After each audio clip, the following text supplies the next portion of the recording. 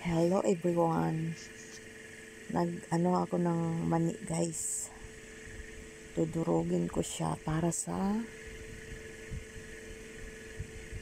kari-kari. Bali, sinangag muna yung mani tsaka yung bigas. Saka ko dinikdik dyan. Para ding nagdikdik ng bigas sa probinsya. Ganyan. Kailangan very fine ang pagdikdik. Ganyan na siya guys. Lagay ko na dito sa plato. Ganyan na siya ka-liit. Marami yan guys. Para malapot ang kari-kari. Saka yan, nagawa ko na yung rice. Sinungag din na yan na rice. Tapos saka ko dinikdik dyan. Yan ang inuna kong dinikdik para dry kasi siya. Itong mani kasi medyo basa siya. Kapag na siya nadurog. Hello guys. Ito na yung kari-kari guys. Oxtail with asweti. At saka yung goto.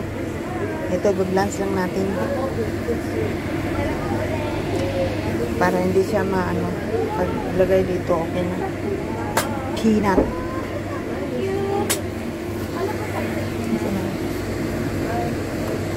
Bigas. Halo-halo na yung lahat yan guys. Tapos, pichay.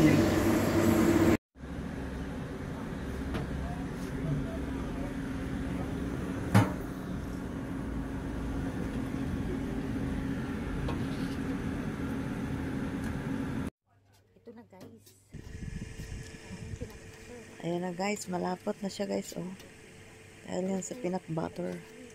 Alam mo bang dito ko lang din nalaman to sa Hong Kong. Kung hindi ako nagka-amo ng Pilipino dito sa Hong Kong, hindi ko rin to malalaman na recipe na to kasi sa probinsya hindi naman kami kumakain noon ng ganito.